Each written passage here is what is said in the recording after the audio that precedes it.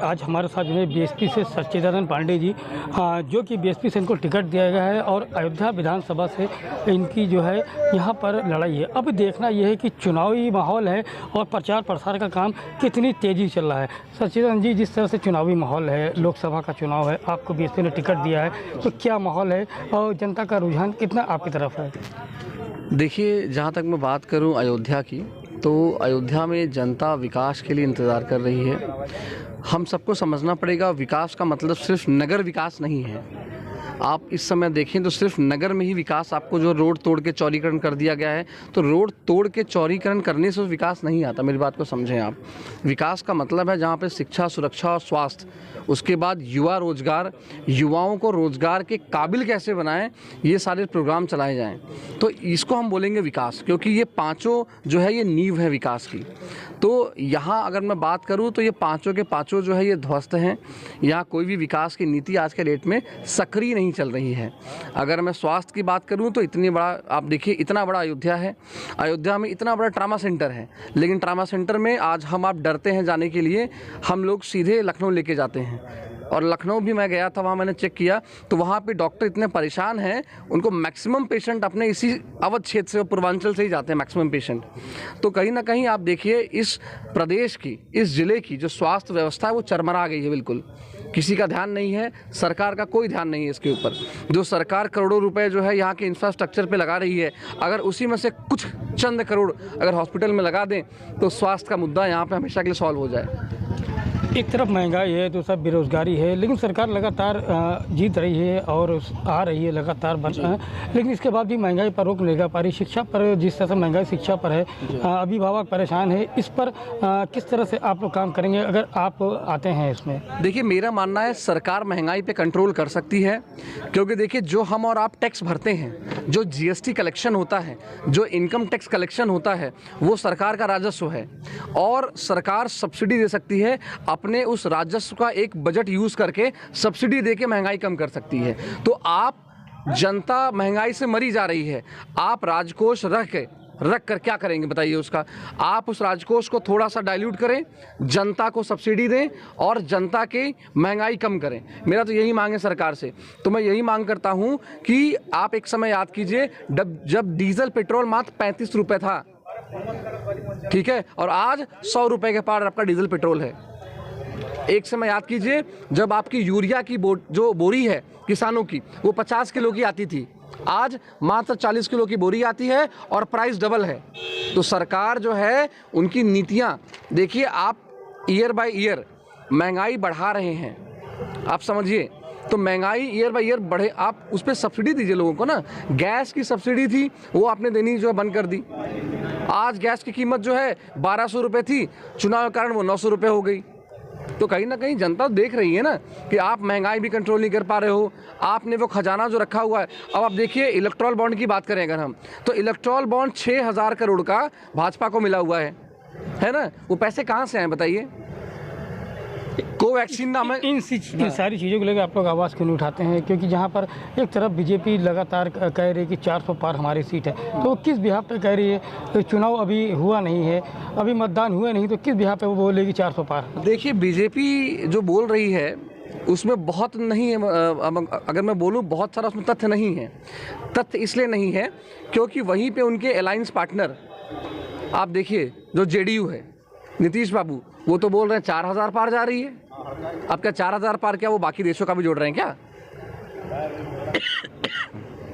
तो आप ये समझिए कि बीजेपी किस बिहाफ पे बोल रहे हैं? क्या लगता है उनको जनता, जिस तरह राम मंदिर के मामला था, राम मंदिर निर्माण भी हो गया, विराजमान भी हो गए प्रभु श्याम जी अपनी जगह पर, तो क्या लगता है मंदिर निर्माण के नाम पर उनको भुना पाएंगे जनता को? देखिए, मैं जहाँ तक बोलूँ आपको, राम मंदिर जो ये बना है, ये माननीय सुप्रीम कोर्ट के निर्देशानुसार बना है, ठीक है। और आप एक समय भी याद कीजिए, जो सरकारें थी, जो पार्टियां थीं, उन्होंने अपना अपना काम किया था, ठीक है। तो ये पूरा श्रेय अगर मैं बोलूं कि भाजपा ने किया है तो ये भी गलत होगा। हमेशा से मुद्दा तो इनका राम मंदिर निर्माण ही बोलना चाह रहा हूँ कि ये बहुत बड़ा मुद्दा था। मैं इसको मुद्दा बोलता हूँ। ये बहुत बड़ा मुद्दा था जिसके ऊपर राजनीति होती थी और जनता हमारी भोली भाली जो है वो हर बार डाइल्यूट हो जाती थी। तो कहीं ना कहीं वो 500 वर्षों का जो मुद्दा है वो ख़त्म हुआ है। अब जनता को लगता है अयोध्या में जो है असल में रामराज आना चाहिए। जनता इस बार मजबूती से बदलाव करेगी। जनता इस बार रामराज यहाँ पे चाहती है। असल में आप देखिएगा इस बार 20 मई को अयोध्या की जनता भारी मतों से जो है इस बार बदलाव के लिए वोट करेगी। केंद्र सरकार, प्रदेश सरकार की कानून व्यवस्था को लेकर कितने संतुष्ट आप हैं? कितना कानून व्यवस्था उनकी मजबूत है? देखिए, जहाँ तक मैं केंद्र की बात करूं तो केंद्र में सरकार ने बहुत से अच्छे काम किए हैं, मैं इसको कभी ना नहीं करता, ठीक है। लेकिन मैं प्रदेश की बात करूं तो प्रदेश की सरकार ने जो है बहुत से ऐसे काम किए हैं जो नहीं करने चाहिए, ठीक है। अब जैसे प्रदेश की जो सरकार है उन्होंने देखिए बहुत लोगों के घर पे बुलडोजर चलाया है, ठीक है। तो कहीं ना कहीं अगर सरकार कोर्ट बन जाएगी तो कोर्ट क्या करेंगे आप बताइए मुझे। न्यायपालिका किस लिए होती है? ट्रायल चलते हैं, ट्रायल चलने के बाद मुकदमा जो है आपका सुना जाता, सब कुछ सुनने के बाद फिर जज फैसला करता है। फिर उसके बाद अगर आप किसी मुजरिम का साबित होने से पहले ही आप किसी के घर को तोड़ दो तो वो गलत है। एटलीस्ट उसको बोलने का, समझने का और उसका ट्रायल होने का मौका उसको देना चाहिए, मेरे को ऐसा लगता है। आप जो अपना संविधान बोलता है। आप युवा हैं, एक तरफ दोनों वरिष्ठ, एक तरफ अवधेश जी हैं जो 9 बार विधायक रहे और 6 बार कैबिनेट मंत्री रहे, और दूसरी तरफ लल्लू सिंह जी बीजेपी से जो 2 बार सांसद रह चुके और तीसरी बार फिर उनको टिकट मिला। तो अब एक युवा हैं, किस तरह से इन दोनों अनुभवी नेताओं का किस तरह सामना करेंगे आप? देखिए, मेरी बात को समझिए। जो अनुभव मुझे चाहिए वो कहीं ना कहीं वो अनुभव उनके साइड से दिखता नहीं है। आपको जनता ने यहाँ पे 10 साल दिए हैं अयोध्या को बदलने के लिए, अयोध्या के विकास के लिए, अयोध्या के गांव के विकास के लिए, नगर के विकास के लिए। लेकिन आपने क्या किया है सांसद जी, वो आप बताएं, है ना। यहाँ पे जो भी विकास है अयोध्या नगर का वो केंद्र सरकार के कोष से हुआ है, और राम मंदिर जो बना है वो जनता के फंड से, जनता के चंदे से बना है। तो माननीय सांसद जी ने अपनी निधि कहाँ यूज़ की है, तो सांसद जी बताएंगे कितना विकास आपको अयोध्या में हुआ है? देखिए, मैं आपको बताऊं, मैं एक छोटा सा एग्जाम्पल देता हूं विकास का। हर घर जल योजना, हर घर जल योजना, आप मुझे बताइए, उत्तर प्रदेश एक जो है प्लेन एरिया है, समतल एरिया है। जो हर घर जल योजना है ये पहाड़ी एरिया में चलती है ज़्यादा, क्योंकि वहाँ पे आप बोर नहीं कर सकते, ड्रिल नहीं कर सकते, जिससे आपको शुद्ध पेयजल नहीं मिलता। यहाँ पे आपको 40 फुट पे पानी उपलब्ध है, और यहाँ पे लोगों का हैंडपम्प जो है वो 100 फुट तक है, मीठा और शुद्ध पानी है नीचे। तो उसके बाद भी आप यहाँ पे 40,000 करोड़ का ये जो घोटाला है आप करके बैठे हैं। ये माननीय जल मंत्री बताएं कि आपने किसकी सहमति से, किसके कंसर्न से आपने ये प्रोग्राम अपने ठेकेदारों को दिया है। आपने सिर्फ अपने ठेकेदारों को लाभ पहुंचाया है।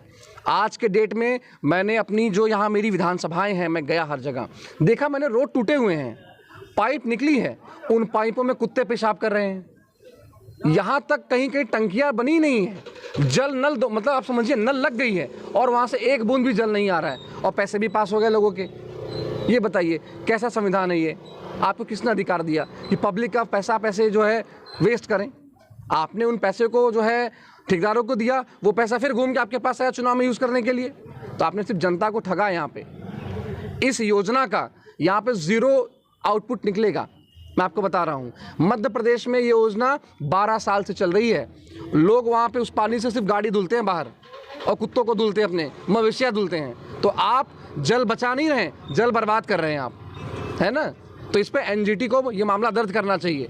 एनजीटी इस मामले को दर्ज करे और उसके ऊपर कार्रवाई करनी चाहिए। जिस आईएएस ने इसको पास किया है उससे पूछा जाना चाहिए कि उत्तर प्रदेश ऐसे शहर में, यहाँ प्रदेश में आपको इस योजना की ज़रूरत क्या थी। यहाँ तो हर जगह जो है प्लेन एरिया है, आप कहीं भी बोरिंग कर सकते हो, बोरिंग पे तो रोक नहीं है। ये महाराष्ट्र तो है नहीं कि बोरिंग पे रोक है, ये मध्य प्रदेश तो है नहीं कि आप बोर कर सकते हो यहाँ पे, उत्तराखंड तो है नहीं यहाँ पहाड़ पे पानी आपको ले जाना है। बीएसपी अब की कितनी सीटों से, कि आज भी कुछ सीटें उन्होंने फाइनल की है, तो कितनी सीटों से बीएसपी आ रही है? बहन जी बहुत मजबूती से 80 के 80 सीटों पे लड़ रही हैं, और आप देख सकते हैं बहन जी ने बहुत ही मजबूती से समीकरण के साथ, जिसकी जितनी भागीदारी उसकी उतनी हिस्सेदारी, इस फॉर्मूले पे प्रत्याशियों को उतारा है। 80 की 80 सीटें हम जीत रहे हैं, आप ये समझिए। और दूसरी बात, आप पश्चिम में देखिए, बहन जी ने बिल्कुल भाजपा और जो विपक्षी दल हैं उनके दांत खट्टे कर रखे हैं जी। चलिए बहुत बहुत शुक्रिया। ये हमारे साथ थे सच्चिदानंद पांडे जी, जो कि बहुजन समाज पार्टी की प्रत्याशी हैं लोकसभा अयोध्या से। क्योंकि अयोध्या को जैसे कि भी माना जा रहा है कि बहुत ही कांटे की टक्कर है, क्योंकि एक तरफ है लल्लू सिंह जी जो कि बीजेपी से हैं, वहीं दूसरी तरफ समाजवादी पार्टी से बहुत ही पुराने नेता रहे अवधेश प्रसाद जी, और वहीं युवा नेता उभर कर सामने हमारे सच्चिदानंद पांडे जी, जो कि अच्छे समाज सेवियों में, बड़े समाज सेवियों में गिनती है।